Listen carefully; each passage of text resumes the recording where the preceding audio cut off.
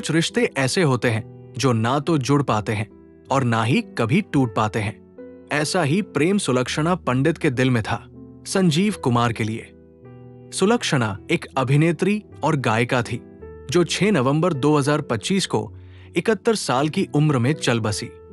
6 नवंबर वही दिन है जिस दिन 1985 में संजीव की मौत हुई थी। सुलक्षणा हरियाणा के एक संगीत से जुड़े परिवार से थी। मात्र 9 साल की उम्र से गाने लगी थी। उनके 2 भाई जतिन और ललित भी 90 के दशक में बड़े संगीतकार बने। सुलक्षणा 70 के दशक में हिंदी फिल्मों में बतौर गायिका और अभिनेत्री काम करने लगी। कई और भाषाओं में भी गाने गाए।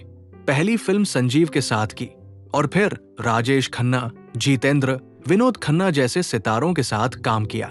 संजीव के साथ कई और फिल्में की। उन सालों के दौरान सुलक्षणा संजीव से दिल लगा बैठी थी। उसे पता था कि संजीव हेमा मालिनी को चाहते थे, लेकिन सुलक्षणा का प्रेम गहरा था। जब संजीव ने हेमा को प्रपोज किया था, हेमा ने मना कर दिया था, जिसके बाद संजीव का अपना दिल इस तरह टूट गया था कि कभी दोबारा दिल नहीं लगाया। संजीव एक ऐसे परिवार से थे जिसमें कई मर्द दिल की बीमारी से जवानी में गुजर गए थे। संजीव खुद दिल की बीमारी से पीड़ित थे और इलाज करा चुके थे। हेमा को ना पाने के बाद उनका कमजोर दिल टूट गया था। उनकी सुहागन बनने के सपने देखते हुए सुलक्षणा एक दिन संजीव को एक मंदिर ले गई। उसकी चाहत थी कि संजीव उसकी मांग में सिंदूर भर दे, लेकिन संजीव ने इस रिश्ते से इनकार कर दिया।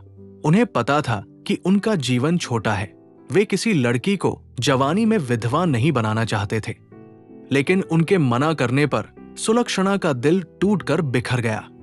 6 नवंबर 1985 को संजीव को दिल का दौरा पड़ा और उनकी मौत हो गई। वे मात्र 47 वर्ष के थे। उनके अचानक गुजर जाने का गम ताजा ही था कि कुछ ही समय बाद सुलक्षणा की मां का भी देहांत हो गया। सुलक्षणा पर गम का पहाड़ टूट पड़ा था। सिर्फ 31 की हल्की उम्र में उसका करियर सिमट गया। उसने खुद को लोगों की नजरों से दूर कहीं छुपा लिया।